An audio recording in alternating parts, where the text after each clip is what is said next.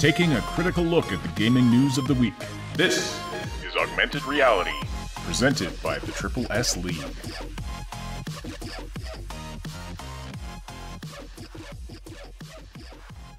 Good morning, everybody, and welcome to the Augmented Reality Podcast for July the 7th, 2018. My name is Asheninity, powered by Pure Hype and the occasional latte, although not this morning, unfortunately. And I'm here, as always, with Cybsidian. How are you this morning, sir? Good morning. We're doing pretty good. We've got another slow week as far as, like, the big gaming news goes, but we do have some very interesting topics this week. Especially this some Cyberpunk and Fallout 76 news, and I like how this stuff has just been dripping constantly. This is a good sign that both these studios are really moving in a really good, solid direction. And then also we just had the Steam sale, summer sale. Let us know what you bought during the summer sale. I'm curious to see what other people are playing and buying from the sale. It's helpful for numbers. Yeah, right on. Excellent. And if you're listening live this morning, please say hello in the live chat. Send us your questions and comments there as well. We'll read and respond to as many as we can throughout the podcast today. All right, so let's get started with some Cyberpunk 2077 updates. So there wasn't a lot that popped out this week. They've been having tons of interviews quite constantly, and this is pretty normal. I was talking with Mad Queen last night, and basically it's like we're gonna see a lot of rehashing on stuff that we already know, and there's gonna be so much constant updates and websites trying to like throw or pitch information that you've heard a dozen times before in a new light. So with this kind of stuff, always bear in mind that there are some golden nuggets that constantly come out, but a lot of it's like rehash stuff, and we don't want to rehash the same thing over and over and over again. We rehashed a little bit too much of the same stuff in the last 2 weeks. So what we want to focus on is stuff that is coming down the pipe that's pretty new and pretty informative, and then we'll try and focus on bringing that out constantly. Yeah, absolutely. Yeah, we don't want to waste your time with this podcast. We want you to come for new, fresh information. And hello to Nova Wolf and Godzilla watching in the live chat. Welcome this morning. So there was an interesting bit of information, though, that was revealed this week by the Cyberpunk 2077 Facebook account, was it?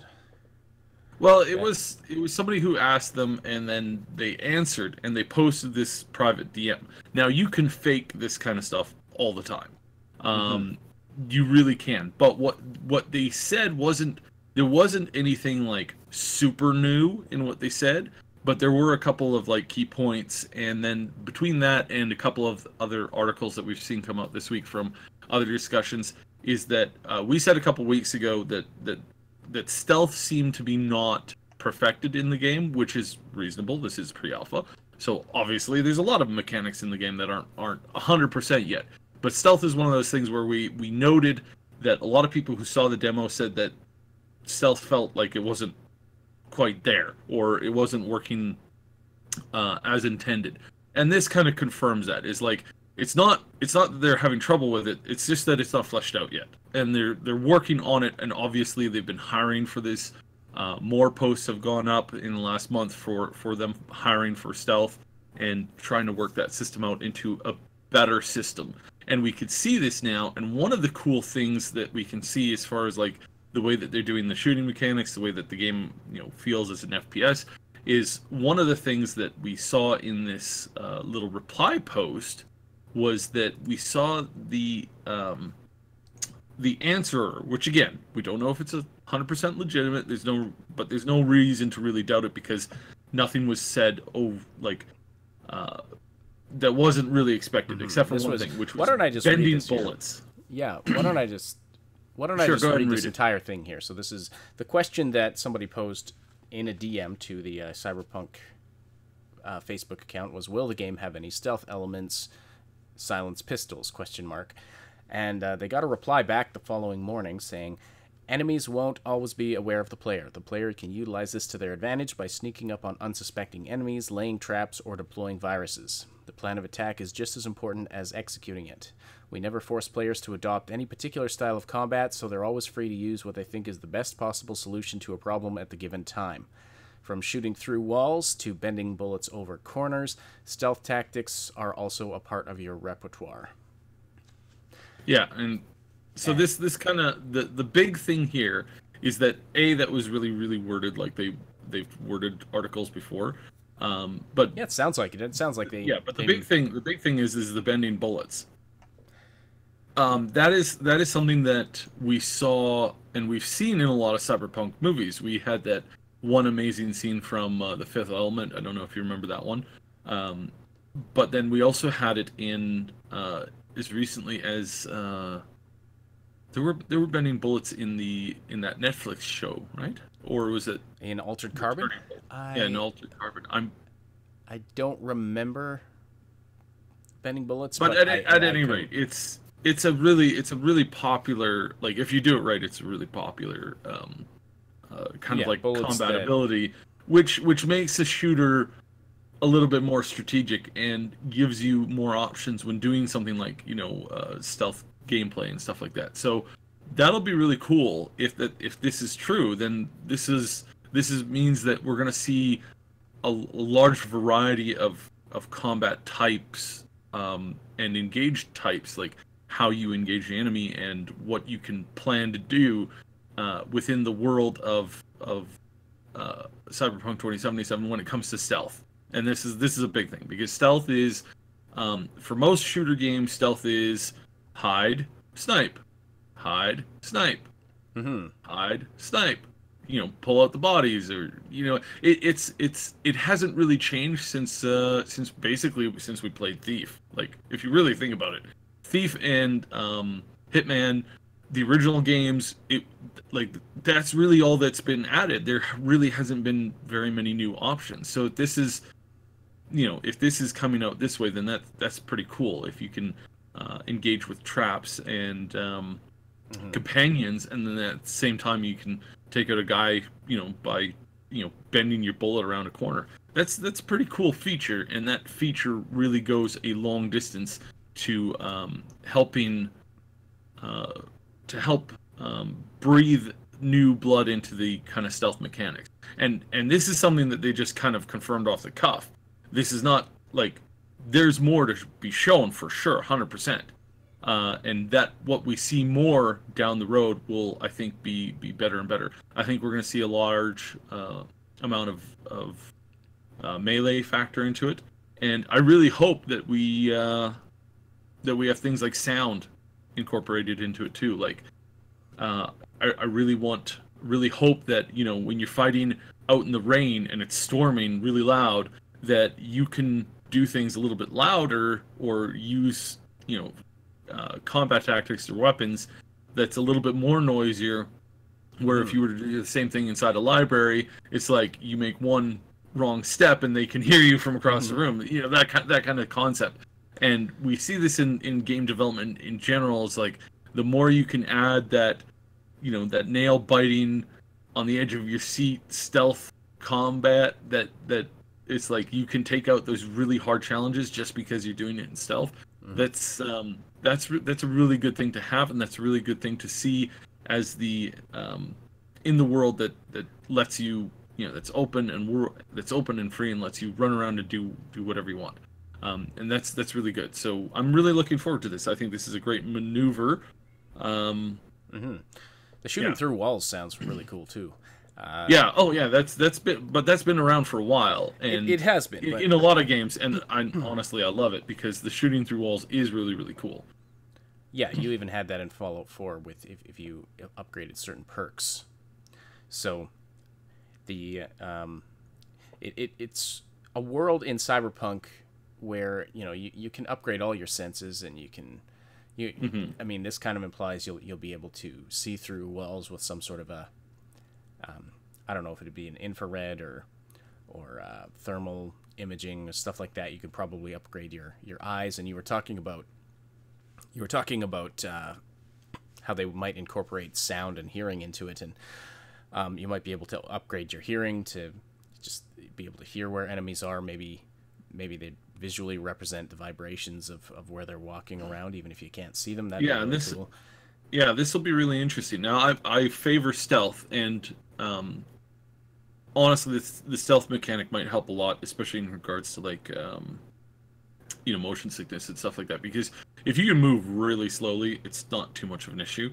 So I'm really looking forward to this, because I see that they're really focusing in on this now. As far as in some of these other interviews, they've been mentioning, nothing specific, but mentioning that stealth is a big component of the game. Because they didn't really show that in the trailer, and they didn't really show that in the gameplay. So that was one of the big questions that a lot of people had: is there going to be stealth? Is there, can we go through this game? And this is another big question that we asked last week: is can we go through this game with killing less than just as little people as possible? Like, is there a non-lethal way of doing it? Yeah, because those games, when you have a game that is like that, that showcases the depth of the roleplay mechanics that you've added to the game. Right. And that's really healthy. This really does create a very healthy RPG. Like you look at Skyrim, and one of the best things about Skyrim, one of the best things about Fallout is because there's this big depth to it. But even there, you still have you're still thrown into some fights that you don't necessarily want to make. So by increasing that and giving us more options, it's always good. There's never anything wrong with more options, and what we're seeing here in this progression is really, really cool. I want to answer, Godzilla's been asking about this. So CDPR has been posting a frame-by-frame picture every week on their Facebook from the E3 trailer with like a little short additional description. Yes, definitely keep watching this stuff, because this is a great opportunity for them to add information or not leak because they're doing it intentionally, but putting out new information that the audience can absorb, and information that we can absorb. So yeah, definitely be keeping an eye on this, because this is really, really fascinating, really, really interesting. And I think when we get to the end of that there will be something next that they do. There'll be some other kind of like new info that starts to come out, and that is still like, they still have quite a ways to go. So I think what we'll end up seeing is we're definitely going to see something at Gamescom. I'm hearing more and more rumors that they're going to be there, that they're going to be showing something. Now we still need to hear more about this world. We still need to hear more about the classes and the character structure, because one of the things that they want to do is they want to connect you, the gamer, with this world. They want to get you to feel this world and to feel some connection to this world, and by doing so, you'll be able to, they'll be able to bank on you buying the game, and then you also have like more of a connection to this. So I suspect that we're going to see some more story detail. The trailer was narrated by the male version of V, and you can right away see that he's introducing Night City. This was really basically a very short, very quick introduction to the world as a whole, and without really focusing on anything, like without really focusing in on any particular plot or character or anything. It was just snapshot after snapshot after snapshot of kind of the world as a whole. A couple things that we didn't see was the ruinous area, or the combat zone. We saw things that alluded to it, which is great and really good to know. So we are expecting to see this combat zone, and I would suspect that'll probably be the next big trailer, is the combat zone, and or like the nighttime gritty kind of background story kind of stuff that some people tend to forget is there. And a lot of people were a little upset with the trailer, like what happened between the first teaser and the second trailer. It's like, why didn't we see this dark, gritty, like rainy streets? And that's because apparently they didn't want to like overemphasize that too much. Because if you remember, and this is a really good point, if you remember when Bethesda came out with Fallout 3 came out and it was just dark, gritty, dusty, and just ruins and dust and dirt everywhere. and it was like the color scale of the world was like 4 colors: gray, mud. I don't know if that's color. More different gray. Radioactive mud and slightly different gray. That was all that there was to the world. So when they get the so new studios understand that sticking and staying with a single kind of palette of a color experience when you have more to show is a really bad idea. And I think they wanted to show more of this stuff, so we'll see where this goes. Show that there is a daytime in Night City, because apparently Night City is not named Night City because it's always dark. Now, to me, like, Night City is the way that I was kind of envisioning it, which is the way I think a lot of people were kind of envisioning it, is if you have if you're living at the bottom level of these towers inside the city, and the towers are like really tightly packed, and it's just you're down at the ground level. If you have nothing but like this gigantic forest of giant buildings, you're only going to see daylight for like maybe an hour or 2 a day, and that's what some people, including myself, were expecting.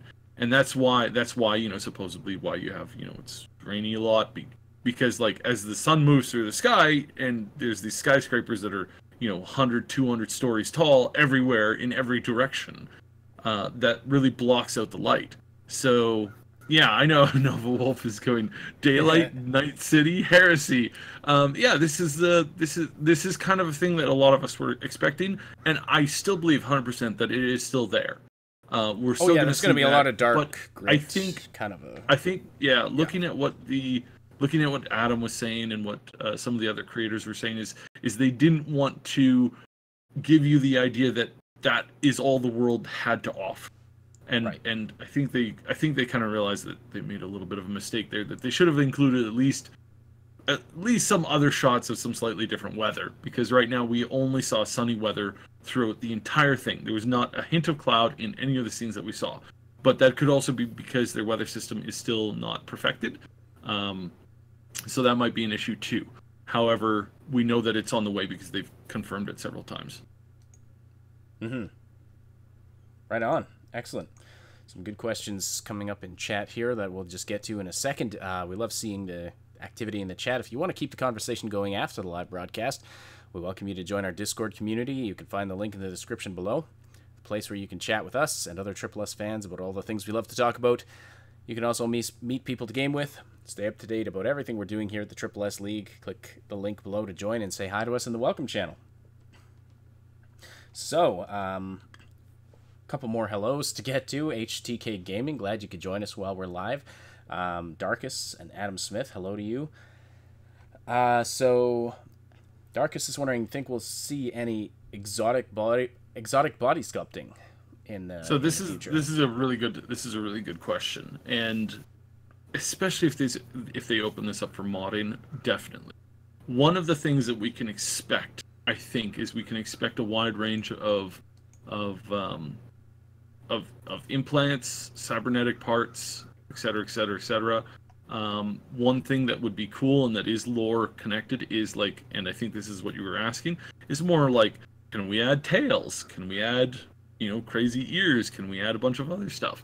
And the quick answer to that is probably not. And the reason for that is that there is a limit to how much you can add to the game as far as like cosmetics and visuals go. As we've already seen in this trailer as is, there is several repeating hairstyles, like identical hairstyles on people in the back and in the front. So we hope that gets broader. And if they add modding to the game, if they allow people to mod the game, then we will see that go through the roof. And like, seriously, imagine giving the ability for people to mod the game. We would have an unlimited supply of cosmetics, crazy, insane, lore friendly, not lore friendly.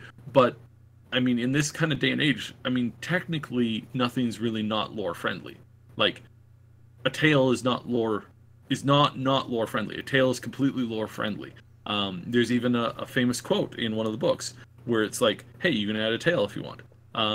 Well, there's even a word for There's a word in the slang for people who sculpt themselves to look like cats.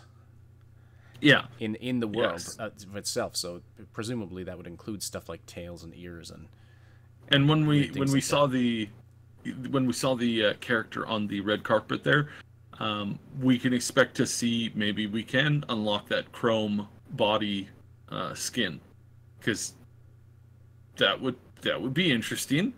Like that would be very odd. As far as like other things, it's really a world of like impossibility and non-impossibility. You can do basically whatever you would imagine, except, and again, going back to what we'll get in the actual game. In the lore, all of that stuff is fine. But in the game, it's like the developers only have X amount of time.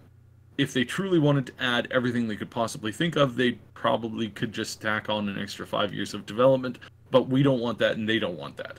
So there is a line at which they're going to draw and say, okay, we're not going to add tails, even though it is lore friendly, theoretically. We're not going to add it because it's going to take a lot of... we have to model it, we have to animate it, we have to come up with 2-3 dozen different kinds of things. Can it be... Is it a combat, advantage? Because, I mean, you can hang from a wall from your tail, theoretically, if you have a cybernetic, grappling tail, and then you can shoot with both hands. Versus, right now what they have is they have a grappling thing that comes out of one of your hands, then you go up, and then you can turn around and shoot with the other hand. It's like, they're as far as mechanics, as far as, the world, there's a limit to what they can add in, and don't expect them to throw in everything and the kitchen sink in the first go. It's like even though that stuff is in the lore, they have to contain it so that they can actually release the game. So yeah, it's don't expect too much of that crazy out there stuff, but as we can see already from the trailer, expect this enormous, almost like endless variety of clothing, of hairstyles, of tech stuff on your skin, and showcasing stuff. And yeah, it's basically go anywhere, do anything that you want. Just give it a go. So that'll be really interesting to see. I wouldn't. Yeah, Prism heads. Don't make. If you can add tails, that will delete the game, he says. Yes. Yeah. Don't assume that they're going to add tails and stuff like that. I really doubt it, because again, it's like. Well, I would disagree there. Simply because of the prevalence of some of that stuff in the lore. I would imagine you can, when you have a word for it, Annie boys and Annie girls, the people that sculpt themselves to look like cats, I would think that would probably be higher on their priority list of things to add. Now, obviously, I agree that they can't put literally everything in. Obviously, there's a limit, but I wouldn't be surprised at all if you could sculpt yourself in some exotic ways. Yeah. So I wouldn't. Again, it's like, don't worry too much about it. I'm sure all this stuff is really optional. I'm sure it's going to be a vast, in-depth world. I'm sure of it. Like there's going to be, you're going to feel like you're in the Cyberpunk world. If Mike Pondsmith is getting as excited about it as he is and saying this is his vision come to life, you're going to feel like you're in the Cyberpunk world, and that's really exciting.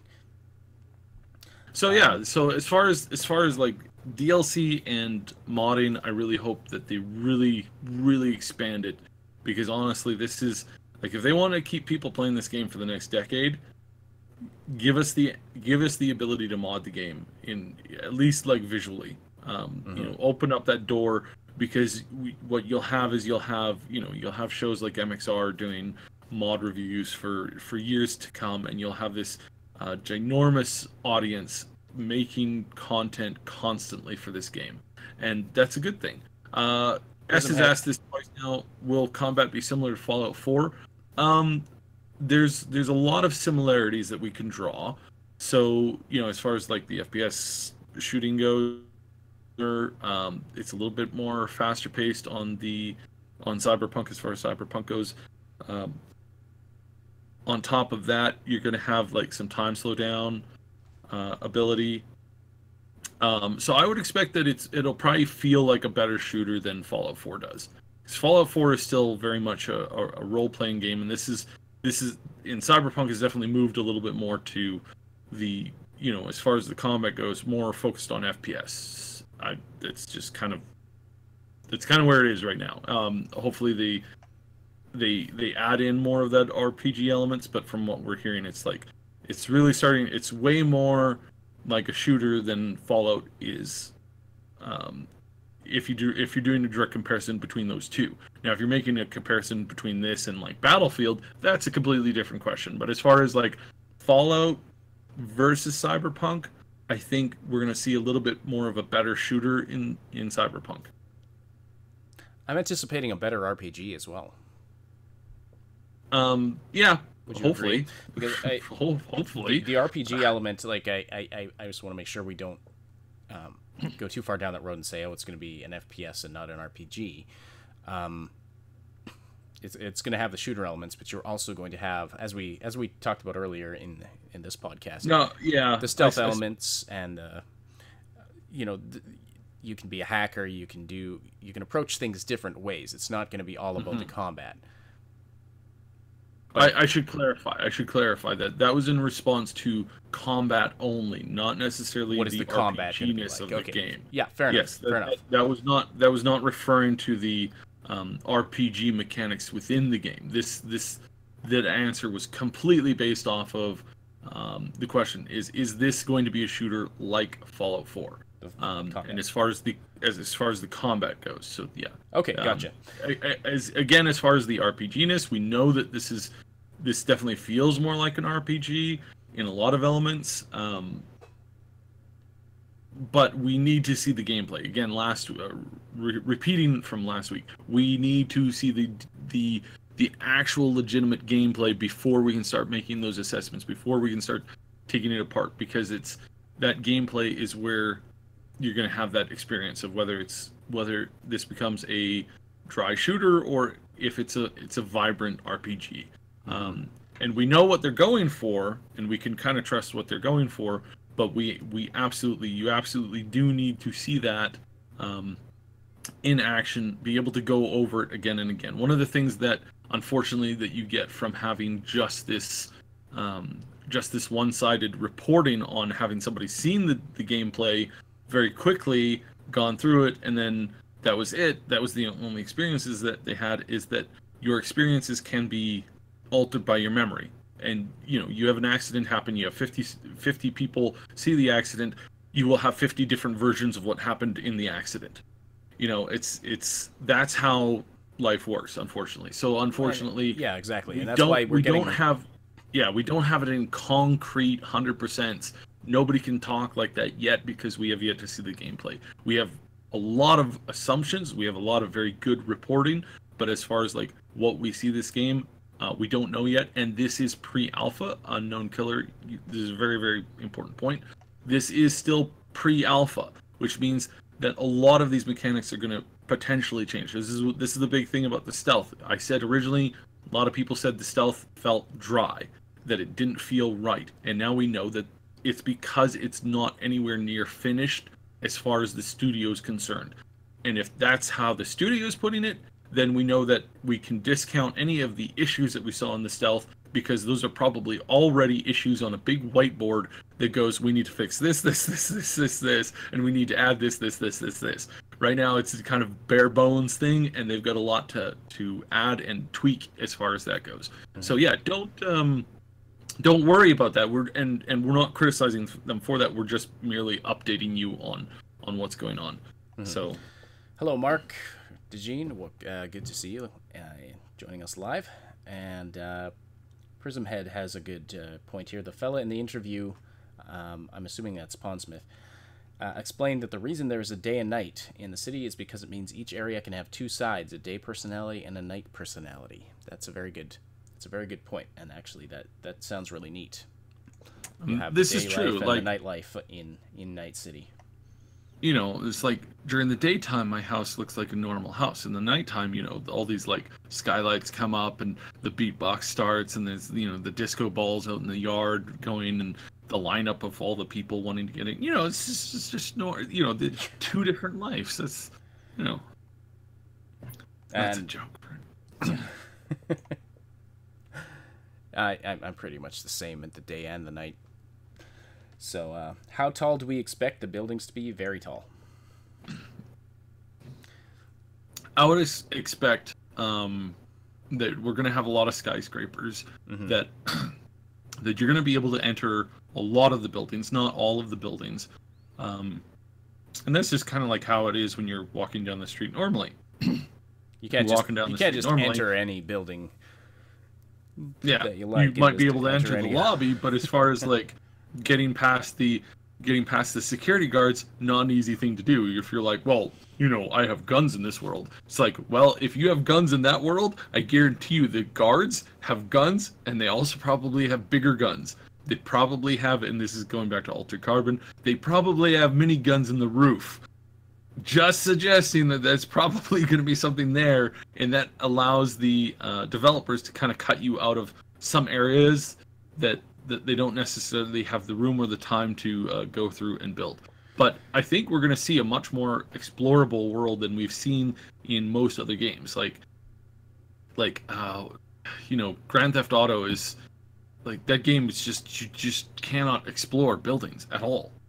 So, you can explore some, but it's just overall, it's like, you go to downtown and you can't, there's very little exploration that goes on there, and that's for a reason, because there's very little content to add on in all those places. So, yeah. Hey, welcome, Captain Dammit. Great to see you here live again. And Godzilla's asking, do you guys think there will be gambling, e.g. casinos, etc.? So here's a tricky thing as far as the gambling in video games go. I'm a big proponent of, I think, racing games, I think general like city MMO games, and especially if anybody played APB Reloaded or APB the original or APB Reloaded. Gosh, that game's had a weird life cycle. I appreciate the concept, and I appreciate having a money sink in a game like that.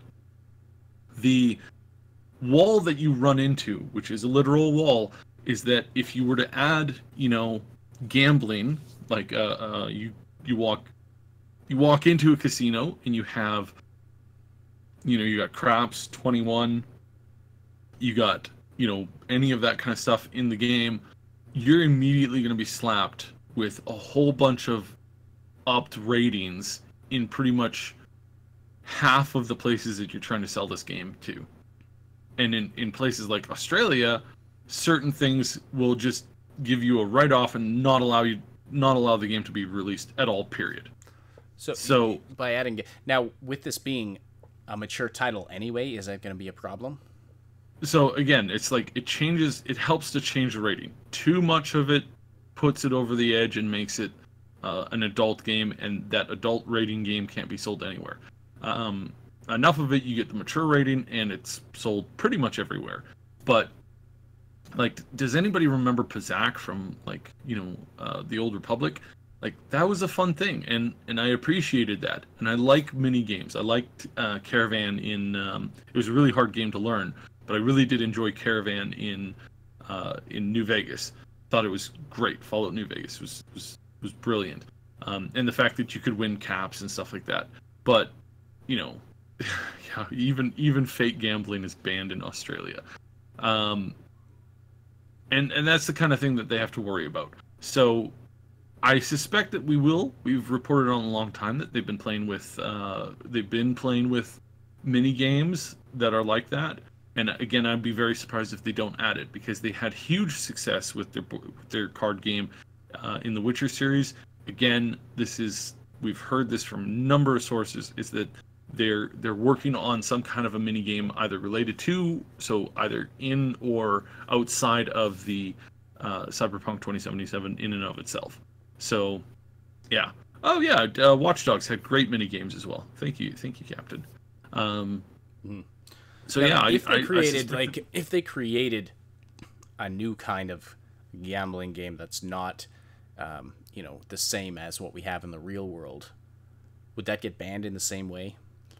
Like, it always depends, and it's always so weird. Like, I just watched a video the other day that popped up on my feed as to why some games in Japan get like basically what's it like a 21 plus, like, this is not a game for anybody who is not a full-on adult, that gets teen ratings here in America. And then vice versa, you get games that come from Japan that are immediately banned in Australia, most of Europe, and a lot of North America. Why? Again, nobody can sit down and really explain it to you in a in a very clear sense. It's always like, well, this kind of led to this, and then that kind of led to that, which sometimes makes me think that there's some bribing going on, but who knows? Ultimately, it's up in the air. There's guidelines. They stick to the guidelines. It's like pirates. It's like the pirates. It's like, don't you follow the pirate code? Well, it's really more like guidelines as opposed to an actual rule book. That's kind of how the rating system goes. So yes, I think they'll play with it. I think that what they're going to aim for is they're going to aim for a 17 plus. However, because they already have this nudity, which again, hey, we broke this story long time ago. We confirmed this weeks ago. Nudity is in the game, full frontal there. Why? Because it's important to telling an actual story that is believable in the world that they're trying to get out there. So yeah, it's. All right. Yeah. Well, lots more conversation happening in the chat, but we got to move on to the Fallout 76 stuff. But again, I welcome everybody to click the link in the description, go to our Discord server, and we can carry on this conversation there. There is a Cyberpunk 2077 room, and there's a bunch of other discussion rooms. And Cyber and I try to stay as active there as we can. And you'll often see Cyber posting quite a number of things throughout the day, answers to questions or comments or commenting on stuff. So it's a good way we love talking to you guys, especially on the topics that can't always make it in. Like I really do want to comment on the whole Guild Wars thing, but we really just don't have time today. So in the Discord is where we can catch up on that kind of stuff, and then if you catch me on my stream day, then we can go a little bit more into that kind of like these kinds of like additional categories. So please join the Discord. You can even direct message me. I'm easy to get a hold of. All right, so let's move on to discussing some of this new Fallout 76 updates. Todd Howard was at the name of the conference is slipping my mind now. Games Lab, I think. Game Lab, yeah. Gave some interviews there, and so there's some information that's come out of that that's fairly interesting. He's commented about. He was asked about how they feel there at Bethesda about the Fallout 76 launch, with it being an online game, and he openly admitted that they are scared. They are, worried. They've seen launches of other online games, and they know that, as he joked about during his E3 presentation, their games have had a few bugs here and there, just little things. So. He was also talking about the community as to how negative that the community can be from time to time, and that like I worded that wrong. He's also worried about the way that it will be perceived. Right. And he's been hearing this, like you hear this in several different interviews. Does this mean you guys aren't making single player games anymore? It's like, no. Why would you even assume that that's why? Now but at the same time, as he's thinking that's a ridiculous question, because of course they're not. Of course their next big games are going to be, these Starfield and Elder Scrolls 6 are going to be really focused on delivering this single player story and thing. But at the same time, we've seen this happen at other companies. As soon as they get involved in making a ton of money from other things, then we never get to see the Half-Life 3, because suddenly they're making $1 billion on something else. Why would they want to roll the dice and see if they can, break even or make $500,000, or anywhere between $500,000 and 50 million on a game that they don't know whether or not it will actually be received in the way that they hope it will be received. And this is really, really important here in this particular situation. It's like the community is worried that they'll get tempted by the giant stack of gold.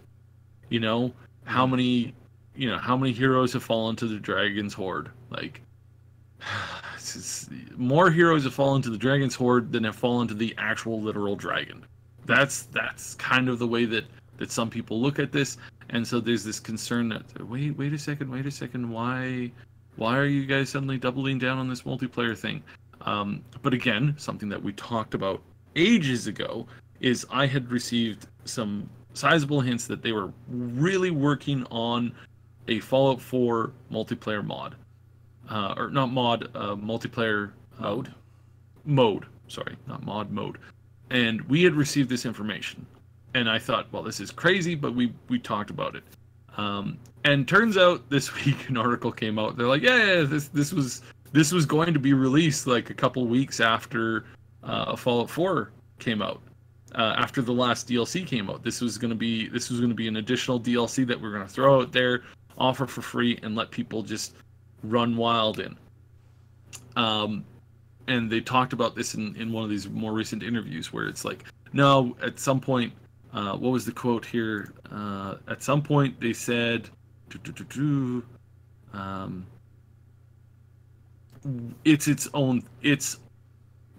we're going to make it its own thing. And at that point they moved it from, this potential release as a DLC for Fallout 4 to being its own game. So we will hopefully, see this be a success, but at the same time, increasing the success of the single player game as well. And I think that's what we saw with Fallout Shelter, and I think this is their plan going forward with the Elder Scrolls series as well. All right. And a couple other updates about Fallout 76 as well. So we know now that new players are going to... there are mechanisms in place to prevent people from getting griefed the moment they step out of the vault in the multiplayer game. One of the things... I really hope they would have mentioned this sooner. Well, it may be that they don't have it fully set in stone yet, but in the current version, as of the time that Todd Howard was asked, he said that as it stands right now, you can't be killed by other players until you're at least level 5. But that's the way it is right now, and now that could change. It could become something slightly different, but they're putting these things in place to as anti-griefing measures. He's also sort of reassuring people that destruction of the things you've built, other players will only be able to partially destroy what you built, so they can't completely wipe your fort off the map that you've spent time building, and that rebuilding is fairly inexpensive. Great news overall, really good news. Yeah, absolutely.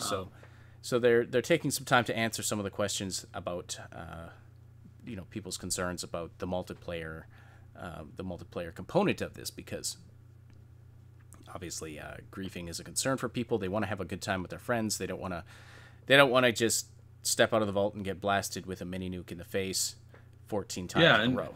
So, and when I go and I build my my beautiful gigantic phallic shaped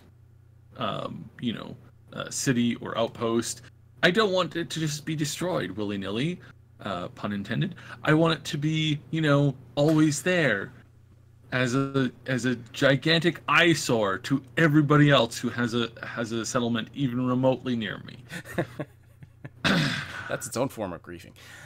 Yes, yeah. Well, this is the thing. Is I've been critical on Bethesda's, like, you have no idea how much griefing goes on in these in these multiplayer games, because like you haven't answered any of these questions. It's like, yes, okay, I can't permanently destroy somebody else's base. What if somebody else's base is just, you know, a gigantic phallic object?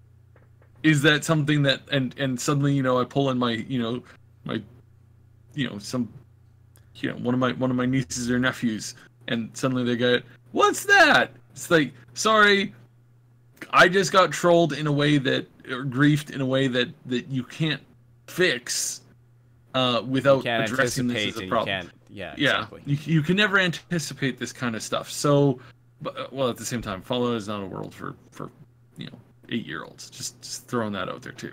8-year-olds play it though. Yeah, 8-year-olds do play it. But as far as the my general concern, I see that they're planning, and I see that they're and that they're also flexible on this stuff. Like they said, oh yeah, you have to hit level 5 before you can be killed by other players. Good. Some people would say, hey, that seems unfair. And then, you know, at the same time, it's like, well, actually, you know what? That potentially could be, and that could be exploited. You know, suddenly you have somebody jumping around your base at level 2, you know, screaming, dancing naked. It's like, maybe you just want to put a bullet in their head. So, you know, stuff like this is by them saying, yeah, it's level 5 right now, but that's movable. The fact that they're saying that really helps to calm some of my concerns about some of the griefing that can happen both ways. Because if you have, you know, an immortal person that you can't kill, and they're basically griefing you just by running around you constantly, you know, doing nonstop sound emotes. You know, you used to be able to grief people in WoW. I think you still can by running up to them and doing like this /train, which makes the player makes this really loud noise, and it's like you just follow people around in giant mobs and do that. Now that's more comical than it is like actually legitimately griefing, but at the same time it's like have they prepared for this stuff? And I think what we're seeing is more and more, yes, they are prepared for this. I think they brought in some people, hired some people that are more experienced on this. I just don't think that Todd and Pete were able to clearly convey this preparation that they've had. I think they were trying to speak more in general terms, and this in general terms kind of helped confuse some of these issues. Mm-hmm. And so now they're obviously still less working on some of these things, so it might not be fully in place yet either. And they don't want to promise something and then decide later to take it out and have people pissed off about that. Godzilla, yes, custom signage is a problem waiting to happen. Mm-hmm. Absolutely, 100%. Just endless walls of cuss words, as Captain Dammit says there. Yes, absolutely. It's brilliant. We will see more of this as it comes out, and we will see what happens. We know that their internal beta is going on right now, and that this is expanded to friends and family. From what I've heard, again, take that with a grain of salt. Could be wrong. As far as when the public beta will start up, right now I'm hearing end of August, September. So, again, take it with a grain of salt. Don't book any time off yet. Like, please don't book a vacation for betas. I can't stress enough. Do not book time off for betas. You have no idea whether the game will be playable during that time, and I know people who have done this and who have regretted it, spent an entire week sitting on their couch waiting for things to update. It's like, no. Book time off for the initial release, and you know, be happy with that. But as far as the beta time, somewhere in there, probably quite strongly. Don't expect to see too much more of this. So, as far as like, don't expect to hear 100% until probably like end of the month, probably sometime in August. Mm-hmm. We'll hear them come out with the announcement that they're going to have the beta on this time, and I think they're going to do a couple of them. That's pretty standard, or they might just open it up for like a whole 3 month, 2.5 months before release. So that's always an option too, but they haven't said anything official on this. So right now it's just industry people talking about rumors that they've heard, and half of those rumors probably wrong. So again, it's like when it comes to that kind of stuff, take that with a grain of salt. but we will definitely get it before November because that's when it comes out. So you can definitely say, oh yeah, we're definitely going to get it by October. That's like a for sure bet. But when does it start? That's the real question. And now, right now I'm hearing August, September. So. All right. If there's anything else, we're a little ahead of time, ahead of schedule here today. So if there's anything else anybody has seen in the news that you'd like to discuss, drop that in the chat now. Of course, there's something very, very interesting going on in Fortnite right now. You've probably heard of it, but the giant rocket. Did we talk about this last week? I don't remember. A little bit. The rocket from the villains. No. It was last week. Last week, immediately after the podcast, we were in a meeting, and I was just kind of messing around in Fortnite, waiting for this thing to happen, and I didn't get my footage didn't roll on it, and then we had somebody.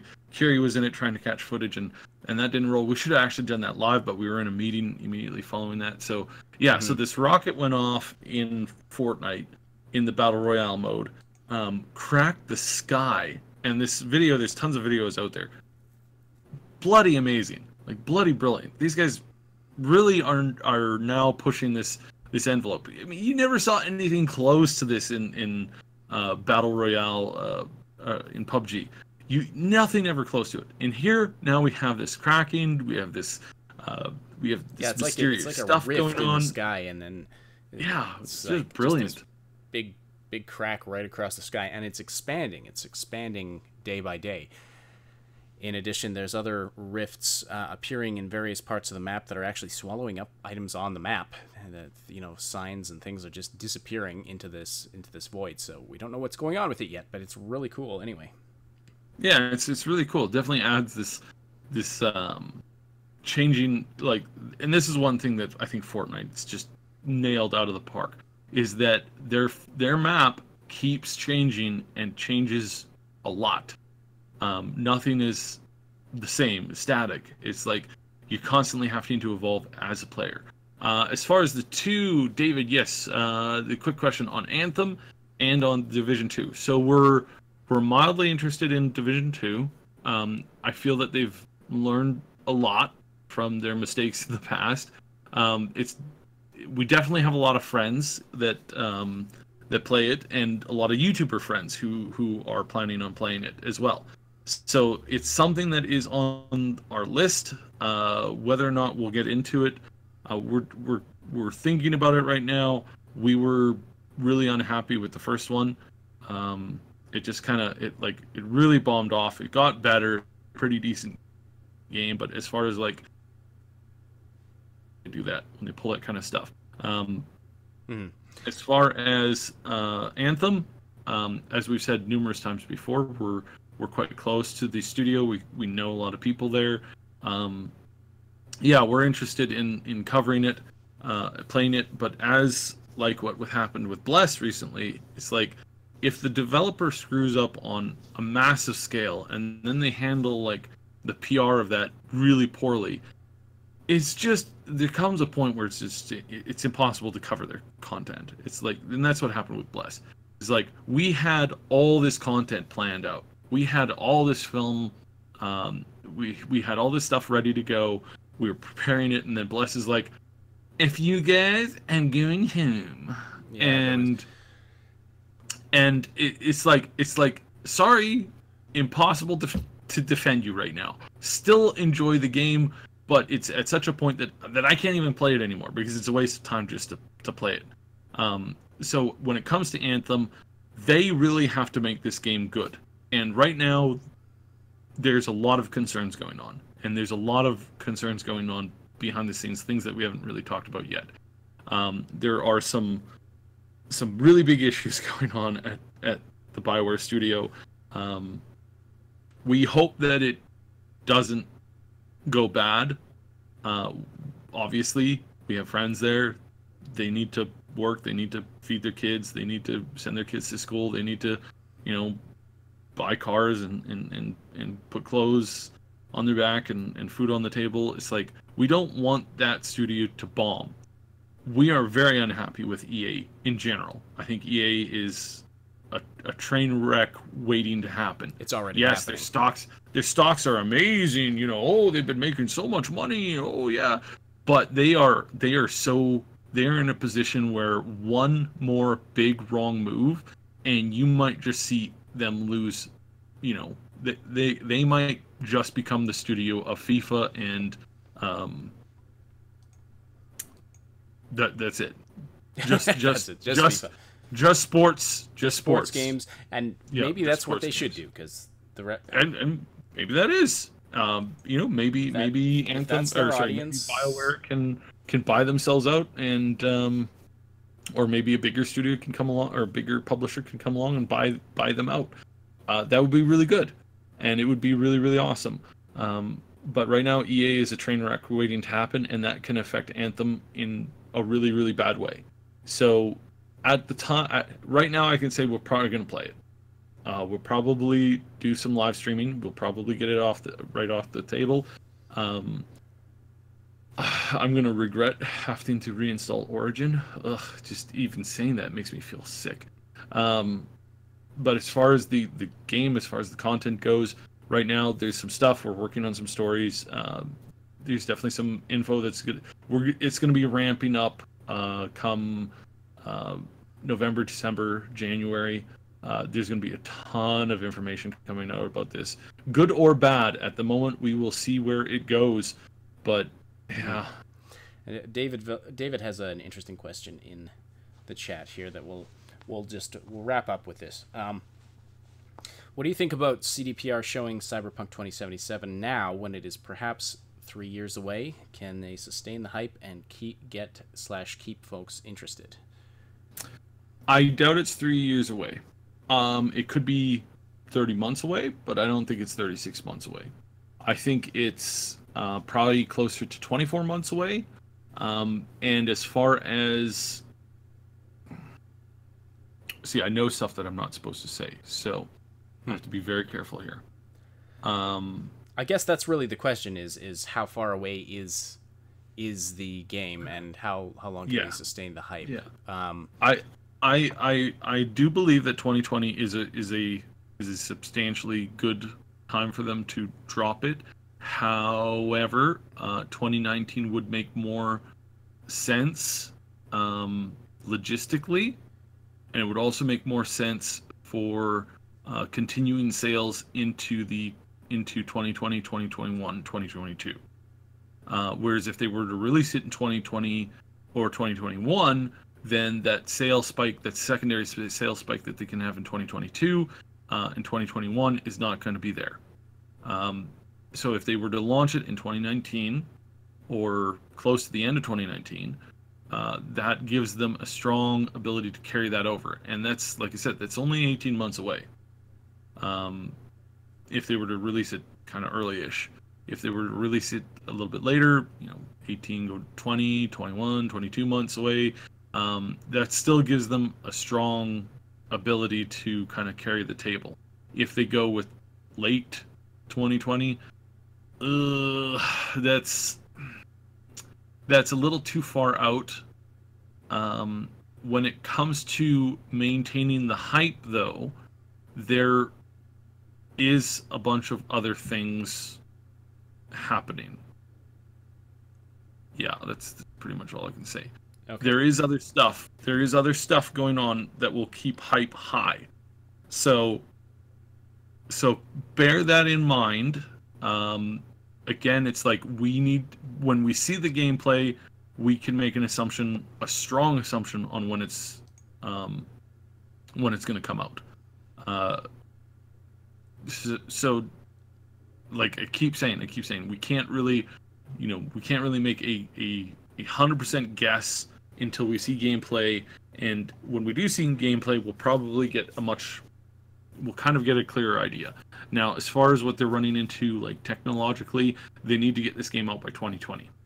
As far as like the tech is concerned, and as far as their second game is concerned, that's a lot of time from now. That's potentially, like I said, that's potentially 30 months. They've done a really, really good job up to this point. There are still other concerns, and there are a handful of other issues that you need to be concerned about too. So we can wait and see.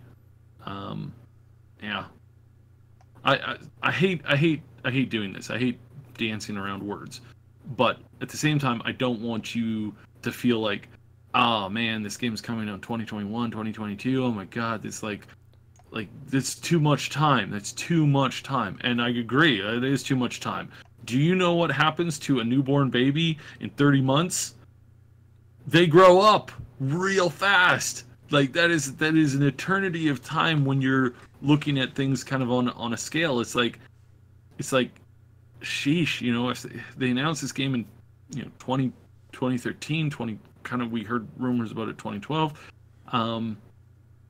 If it's really a 10-year cycle on that, like that's insane. But at the same time, it's like, well, maybe it's worth it. Oh yeah, I was going to speak about this very quickly. I'll just quickly kind of talk about this. Game development time, when you go from an announcement to actually getting the game out. The longer that you have on there, the more crappy the game does. As a general rule of thumb. That's kind of a correlation that we see in the industry. Yes, it's a strong correlation what happens, and there's a couple of reasons for this. You announce a game, say you announce a game 2010, and the game doesn't come out until 2020. What happens during that time? Well, 10 years is a really, really long time.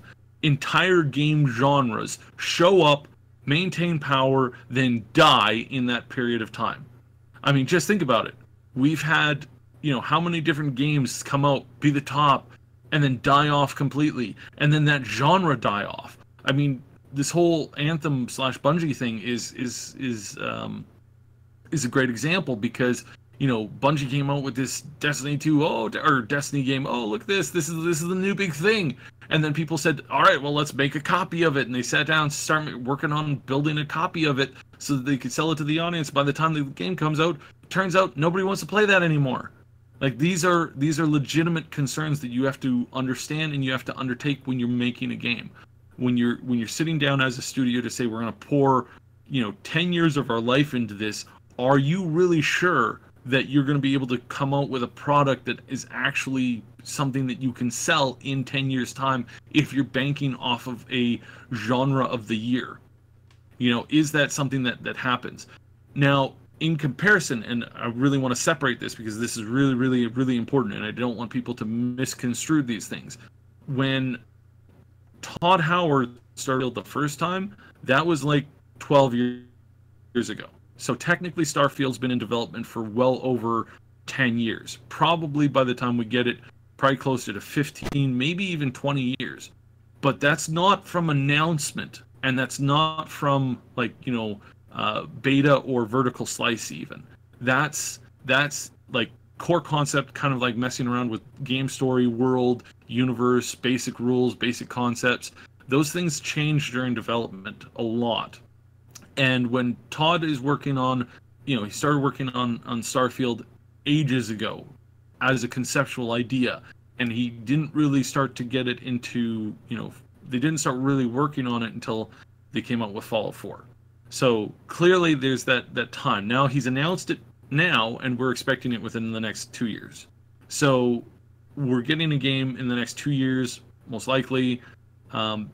From announcement to release, 2 years, not a long time. 2 years, you can announce a game, people can expect to see kind of what that game is going to be like, and then they get their hands on it, and then they go. But when you announce a game 8, 7, 10, 12 years, and then that development time goes on, things can totally change. And yes, you can reboot the concept of it. And they did this with Duke Nukem. Mark, in the chat, you're 100% correct. Duke Nukem got rebooted 3 or 4 times, I think it was, from what I heard. And it rolled from different engines during that time. And ultimately what you ended up getting was just this one of the worst games in history. One of the most terrible games in history. It only took me, I think, 2.5 hours to blow through the entire storyline of the game, and I was like, are you kidding me? This is ridiculous. And it was just, it was barely playable to me. Like, I could barely get through it. The FPS system was absolute crap, so I ended up cheating through most of it. But it's like, just cheating to get the cutscenes and stuff like that. There was nothing there. There was nothing to it. It wasn't Halo. I was expecting something comparable to Halo as far as like, playing this, 10, 20 hour campaign and having this experience and all this kind of good stuff. But again, it's like, oh, sorry, don't get it, and that's and that's a mess. That's really, really, really a mess. So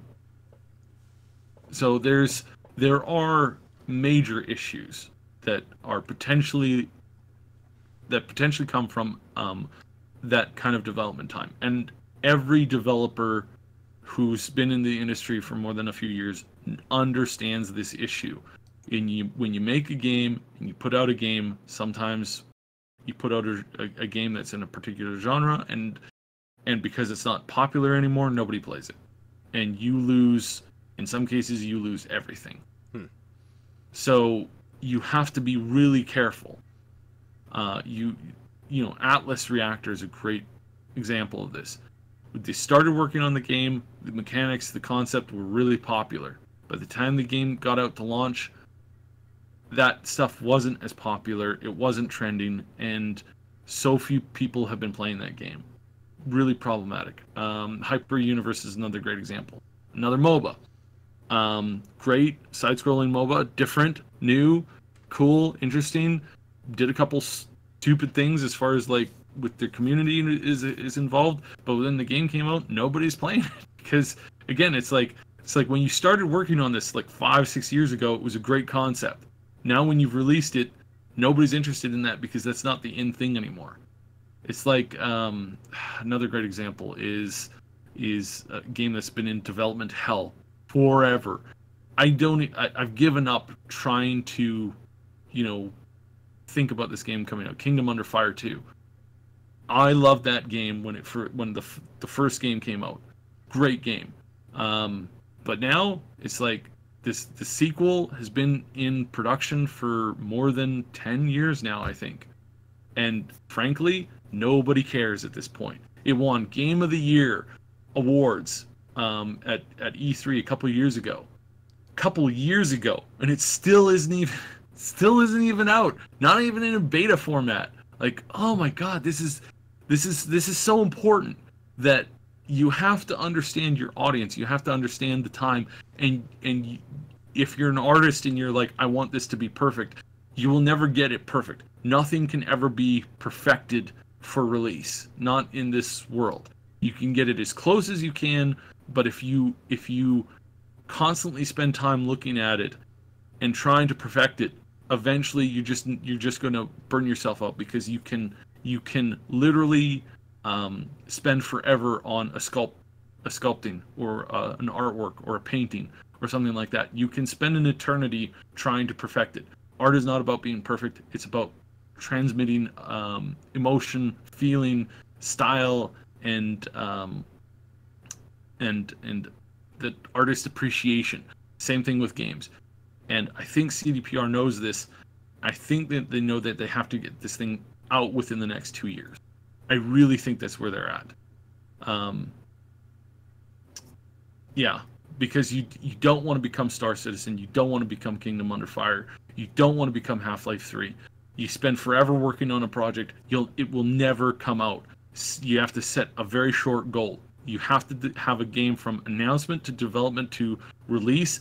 You have to have that done in less than 5 years. Anything more than that usually ends up falling apart. Usually drags into development hell. And if that happens, then the worst case scenario, Scalebound 2.